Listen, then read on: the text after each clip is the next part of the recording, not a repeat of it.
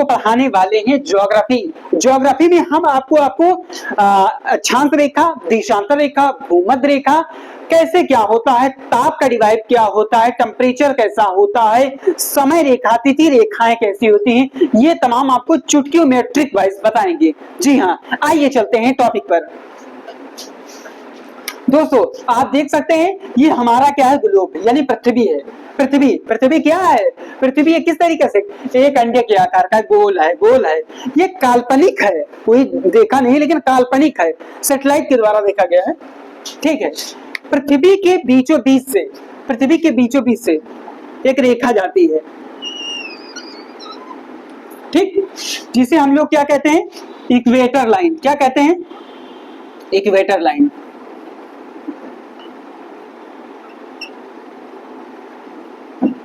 हिंदी में इसे कहते हैं भूमध्य रेखा। क्या कहते हैं,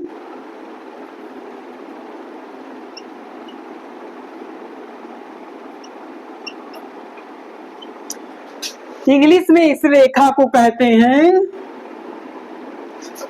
इक्वेटर लाइन इंग्लिश में, और हिंदी में क्या कहते हैं, भूमध्य रेखा। क्या कहते हैं, जो भू मतलब पृथ्वी और मध्य मतलब बीचों बीच, जो पृथ्वी के बीचों बीच से एक रेखा जाती है उसे हम क्या कहते हैं, भूमध्य रेखा। ठीक, इंग्लिश में इक्वेटर लाइन, और आप कहना चाहें तो इसको कहते हैं शून्य लाइन।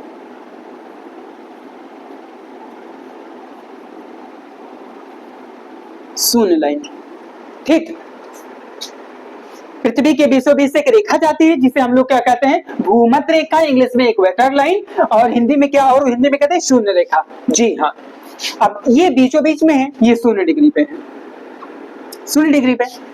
पृथ्वी पर क्या, पृथ्वी पर 23.5 डिग्री, कहा 23.5 डिग्री समथिंग, यहाँ पे कितना है, 23.5 डिग्री, 23 सही 1/2 डिग्री पर कौन सी रेखा मिलती है, कर्क रेखा। क्या रेखा कहते हैं, कर्क रेखा। भूमध्य रेखा से 23.5 डिग्री ऊपर जाने पर कौन सी रेखा मिलती है भैया, कर्क रेखा। भैया आप लोग को नहीं समझ में आ रहा है कि भैया कर्क रेखा और फिर मकर रेखा ये ऊपर होता है या नीचे होता है, तो हम आपको ट्रिक बताते हैं। ट्रिक भूलिएगा, जिंदगी में नहीं भूल पाओगे, भूलना चाहोगे तो नहीं भूल पाओगे। ठीक, मानो आप ये भूमध्य रेखा को पृथ्वी पर आप लोग, अब आप लोग क्या खाओ, गुटखा खाते हो, गुटखा खाते हो, कमला पसंद खाते हो, तो आपको क्या हो जाएगा, कैंसर। क्या हो जाएगा भैया, आपको कैंसर हो जाएगा। जब आप यहाँ भूमध्य रेखा पर हो, आपने गुटखा खाया, और गुटखा खाएंगे तो क्या हो जाता है, कैंसर। तो इसे कहते हैं टॉपिक ऑफ कैंसर। या आप ये समझ लीजिए कि भूमध्य रेखा पर थे, हम गुटखा खाए और हमको क्या हो गया, कैंसर। आपको कैंसर हो गया, उसके बाद आप क्या हो जाएंगे, ऊपर। कहाँ भैया, मरने के बाद इंसान कहाँ जाता है, ऊपर जाता है। कहाँ जाएगा, मरने के बाद क्या, भगवान के प्यारे हो गए, तो मरने के बाद जब ऊपर जाएंगे तो क्या कहते हैं, लाइन ऑफ कैंसर। इसे कहते हैं लाइन ऑफ कैंसर। तो भूमध्य रेखा के ऊपर जाने पर कौन सी रेखा मिलती है, कर्क रेखा। क्या कहते हैं, कर्क रेखा, जिसे लाइन ऑफ कैंसर कहते हैं। जी हाँ, अभी फिर आपको एक रेखा मिलती है 23.5 डिग्री पर।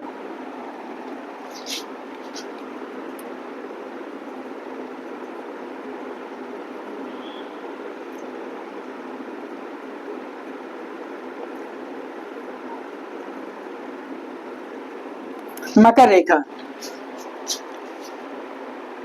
ये क्या है, मकर रेखा। भैया भूमध्य रेखा पर थे आप, भूमध्य रेखा पर थे, और फिर आपको भूमध्य रेखा के 23.5 डिग्री नीचे जाने पर कौन सी रेखा मिलती है भैया, कौन सी रेखा मिलती है, अरे भैया मकर रेखा मिलती है। अब आप नहीं समझ पाए कि भैया मकर रेखा कहाँ मिलेगी, तो भैया लड़कियां नीचे क्या पहनती हैं,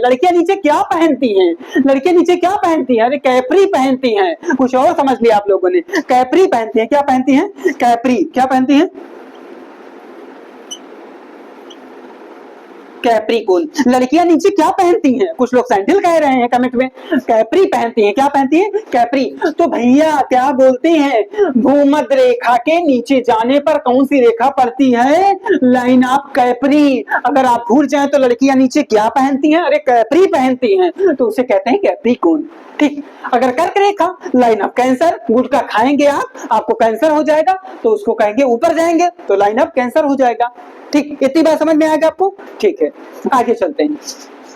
ये हो गया आपको। अच्छा, पृथ्वी पर आप ऐसे रेखाएं बनी होती है, आपने देखा होगा।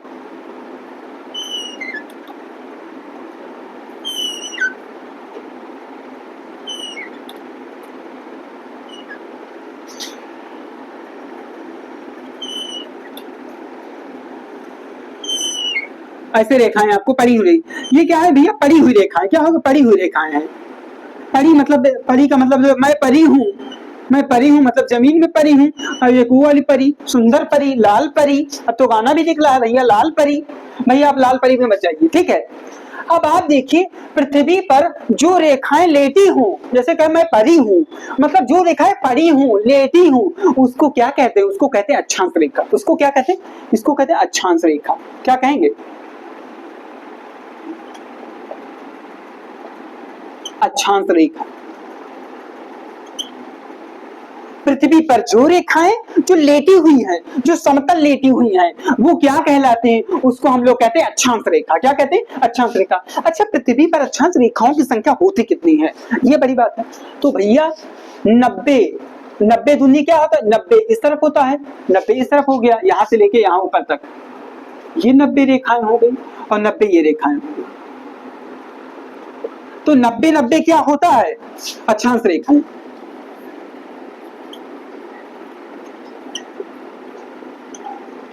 90 कितना होता भैया? 180।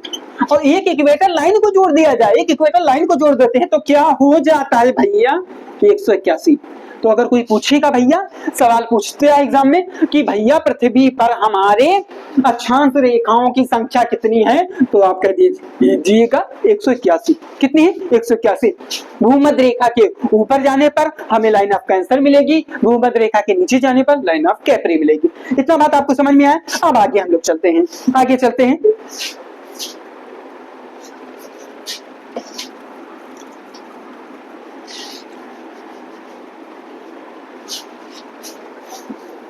देखो, अब एक आपको क्या हो गया? पड़ी हुई रेखा है। अब एक रेखाएं आपको कुछ मिलेगी, खड़ी हुई रेखाएं। क्या मिलेगी? खड़ी हुई रेखा। तो कुछ रेखाएं आपने ऐसे देखा होगा, ऐसी रेखाएं मिलती है, यहां इसको 0 डिग्री कहते हैं। एक ऐसे आपको पड़ी मिल जाएगी, एक ऐसे आपको पड़ी मिल जाएगी, एक ऐसे आपको पड़ी मिल जाएगी, एक ऐसे आपको पड़ी मिल जाएगी, एक ऐसे आपको पड़ी मिल जाएगी। कुछ इस प्रकार बना होता है, आपने देखा होगा अगर एनसीईआरटी वगैरह पढ़ रखा होगा आपने।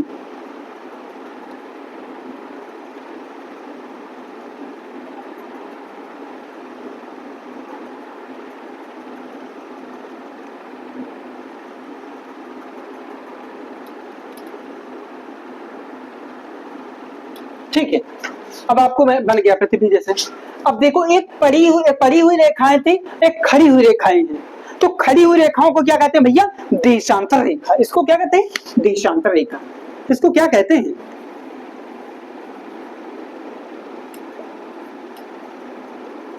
देशांतर रेखा। एक होता है खड़ी हुई रेखा, उसको हम लोग देशांतर रेखा कहते हैं, एक पड़ी हुई रेखा कहते हैं अक्षांश रेखा। अच्छा, कोई पूछेगा भैया, पूछे एग्जाम में पूछता है एग्जामिनर कि देशांतर रेखाओं की संख्या कितनी है, तो आप प्यार से कह दीजिएगा देशांतर रेखाओं की संख्या कितनी होती है? घड़ी में कितने कोण बनते हैं? 360। एक वृत्त में कितने कोण बनते हैं? 360। अच्छा, देशांतर रेखाओं की संख्या कितनी है? 360। ठीक, ये बात आपको समझ में आ गया? ठीक। अब एग्जामिनर ये कहता है कि एक देशांतर रेखा और देशांतर रेखाओं के बीच की दूरी कितनी होती है? तो एक देशांतर रेखा दूसरे देशांतर रेखाओं के बीच की दूरी, ऐसे दूरी को पूछ रहा है, तो 111.37 किलोमीटर। कि 111.37 किलोमीटर होता है एक देशांतर रेखा के बीच की दूरी, एक देशांतर रेखा, जबकि एक अक्षांश रेखाओं के बीच की दूरी कहीं कहीं पर भैया मतभेद है, क्लियर कोई नहीं बता सकता है, कहीं पर 110.24 किलोमीटर तो कहीं पर 106.34 किलोमीटर बताया जा सकता है, ठीक। लेकिन आप लोग 110 वाला ही क्लियर मानिएगा, ठीक है, इतनी बात समझ गए। देशांतर रेखाओं के बीच की दूरी 111.37, जबकि देशांतर अक्षांश रेखा के बीच से 110.24 किलोमीटर है। इतनी बात आप समझ गए, आगे चलते हैं हम आपको।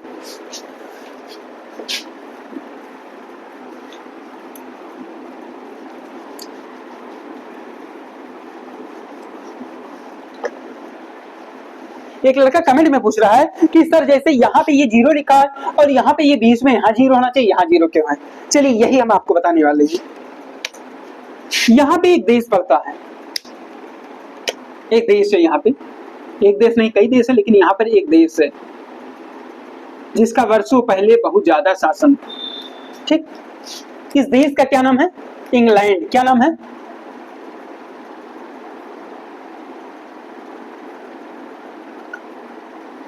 इंग्लैंड, ठीक। आप लोग ब्रिटेन कहते हैं, इंग्लैंड।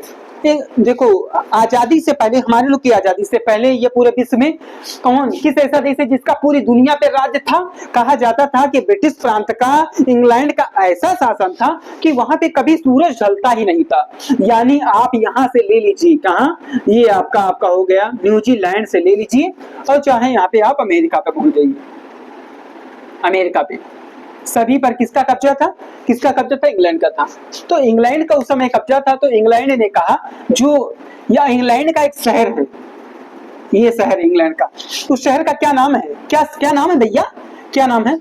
शहर का नाम है, उस शहर का नाम है ग्रीनविच।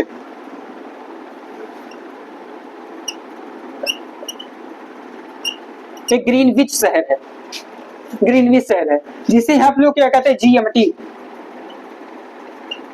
और वहां से लिखा जाती है ग्रीनविच मीन टाइम, ठीक। ग्रीनविच जिसके मध्य से जाएगी उसको बीच कहते हैं, मीन मतलब मध्य, टाइम फॉर समय, और ग्रीन फॉर ग्रीन, ठीक। अब ग्रीनविच मीन टाइम से ही देखा जाता है, इसलिए समय का निर्धारण यहीं से होता है। आप लोग कभी भी मैच देखे होंगे, जैसे ये हमारा प्यारा देश कहाँ, भारत हमारा कहाँ है? हमारा प्यारा देश यहीं पे है, उत्तरी गोलार्ध में हमारा प्यारा देश यहीं पे है, समथिंग, ये हमारा प्यारा देश है। अच्छा, यहाँ से जब भी हम लोग क्या करेंगे, शून्य देशांतर रेखा जीएमटी से, अच्छा ऐसे आप जानिए, जीएमटी से जब हम पूरब जाएंगे, कहाँ जाएंगे? पूरब जाएंगे, पूरब की ओर जाएंगे, हाँ, इस तरफ रहेंगे, इस तरफ जाएंगे तो समय बढ़ेगा।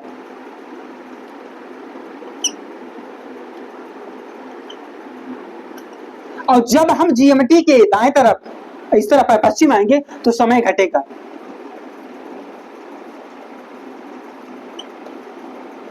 इसीलिए कहते हैं भैया, जब हमारे लोग के यहाँ मैच होता है तब कहते हैं जीएमटी 5.5 घंटा, 5 घंटा 30 मिनट। क्या लिखा? जीएमटी 5 घंटा 30 मिनट, क्योंकि यहाँ से समय का गणना होता है, यहाँ से चलते हैं तो समय बढ़ जाता है और इस तरफ समय घट जाएगा। जैसे इस समय यहाँ पे हमारे लोग के क्या होता है, 12 बज रहे हैं, तो अगर हम लोग पीछे जाएंगे तो 5 घंटा हम लोग पीछे कर दें, 5 घंटा पीछे कर दें तो वहां पे क्या होगा? इंग्लैंड में अभी अब सुबह होने वाला होगा, ठीक, सुबह हो रहा है।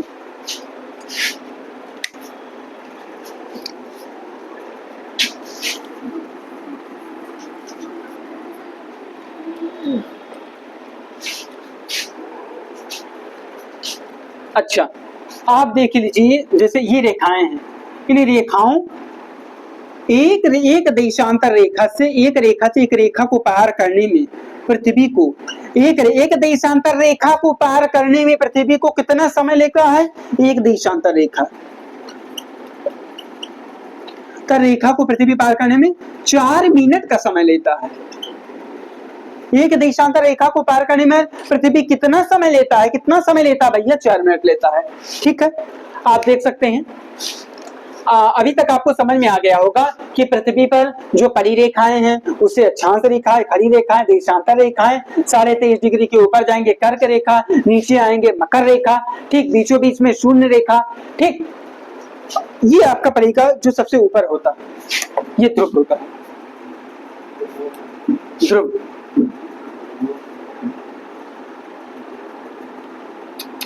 ध्रुव सॉरी,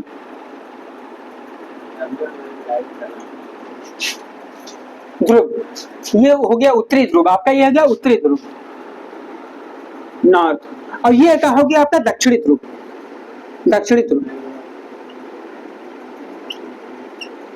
ध्रुव।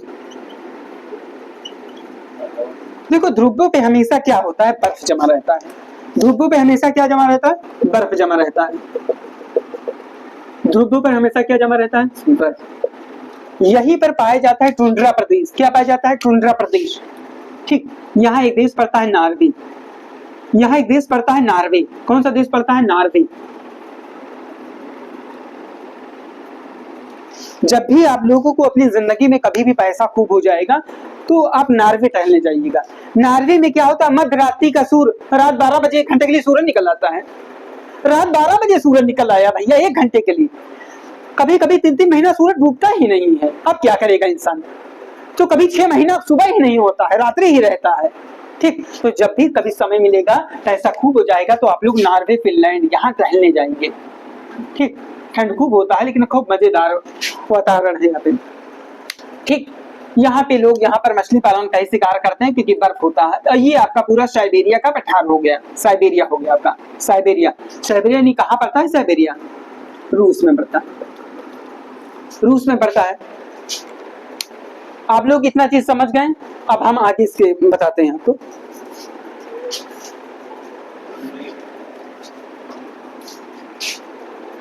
ये साइबेरिया का पठार हो गया।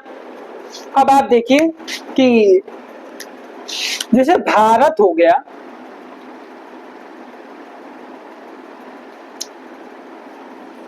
भारत हो गया, हम मिटाल के बता दे रहे हैं आप।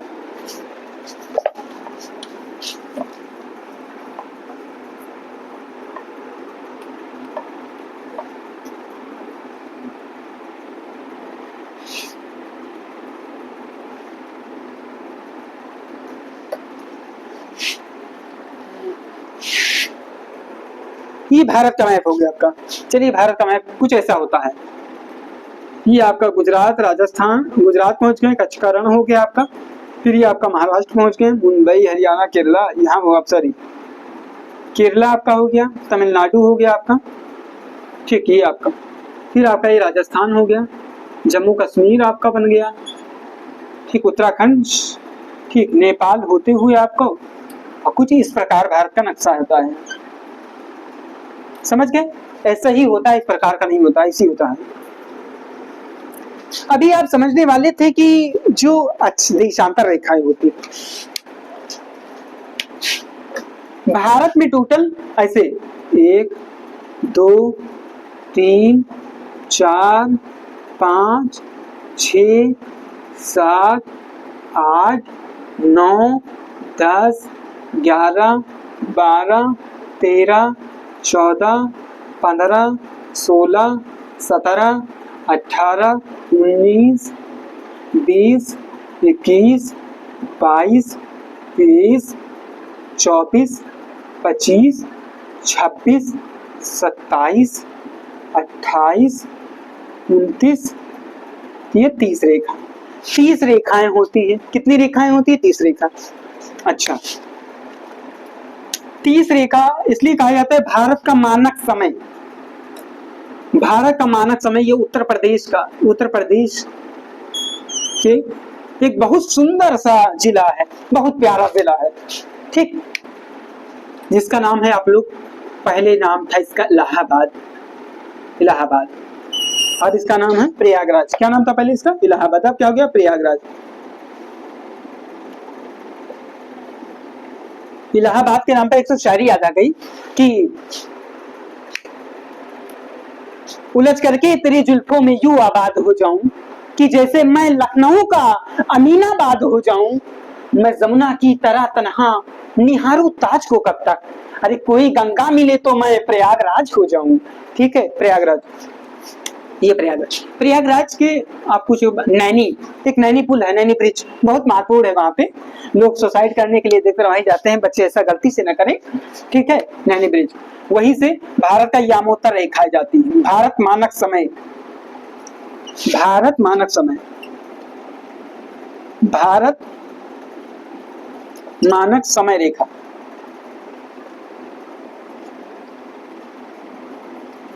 रेखा जो पांच राज्यों को काटते हुए जाती है। अच्छा, एक रेखा, एक देशांतर रेखा को पार करने में पृथ्वी कितना समय लेती है? एक रेखा पार करने में कितनी? 4 मिनट। एक रेखा को पार करने में कितना समय लेती है? एक रेखा को पार करने में 4 मिनट लेती है भैया, 4 मिनट लेती है। एक रेखा को पार करने में 4 मिनट लेती है। तो पृथ्वी, भारत में कितनी रेखाएं हैं? 30 रेखाएं हैं। तो 30 गुणे 4, 4 तिहाई 12, 120 मिनट, यानी 2 घंटा। अब आप सोच लीजिए कि यहाँ सूरज 4 बजे निकल आता है, अरुणाचल प्रदेश में सूरज 4 बजे निकलता है, और गुजरात में कितनी बजे निकलता है? 6 बजे निकलता है। तो भैया समस्या बन गई कि कहने लगे कि भैया, अब ये लोग कहते हैं कि भैया हमारी नौकरी है, जो हमारी सरकारी जॉब है, ये हम लोग जल्दी जाएंगे यहाँ, और फिर यहाँ ये लोग देर में उठेंगे तो देर में जाएंगे, अपन दिनचर्या करेंगे। तो सरकार ने कहा, जब बैंक का सर्वर चलता है तो एक बैग चलता है, एक ही बैग बंद हो जाता है, तो प्रॉब्लम होने लगी। तो कहा गया भैया 1 घंटा आप सहो, 1 घंटा आप सहो। इसलिए यहाँ से समय नहीं लिया गया, बीचों बीच से लिया गया। 15 डिग्री इस तरफ, 15 डिग्री इस तरफ, 15 डिग्री इस तरफ, 15 डिग्री इस तरफ। तो यहाँ से यहाँ तक 1 घंटे का समय है, और यहाँ से यहाँ तक 1 घंटे का समय है। ठीक है, इसीलिए सरकारी नौकरी की जो भी भर्ती होती है, जो भी ड्यूटी लगती है, वो हमेशा 10 बजे से ड्यूटी लगती है। आपने सोचा यही कारण है कि भैया ये सब सुबह जल्दी अपना उठ लें, दिनचर्या कर लें, और फिर ड्यूटी पे आए, और ये लोग देर उठे तो भी अपनी दिनचर्या करके ड्यूटी पर आए। यही कारण होता है। ठीक है दोस्तों, वीडियो कैसा लगा? वीडियो अच्छा लगा तो वीडियो को लाइक करें, चैनल को सब्सक्राइब करें तथा ज्यादा से ज्यादा शेयर करें। अब हम ज्योग्राफी के नदियों के बारे में अगली टॉपिक पे लाएंगे, लेकिन आप ज्यादा से ज्यादा कमेंट करें। तब तक के लिए मिलते हैं, नमस्कार।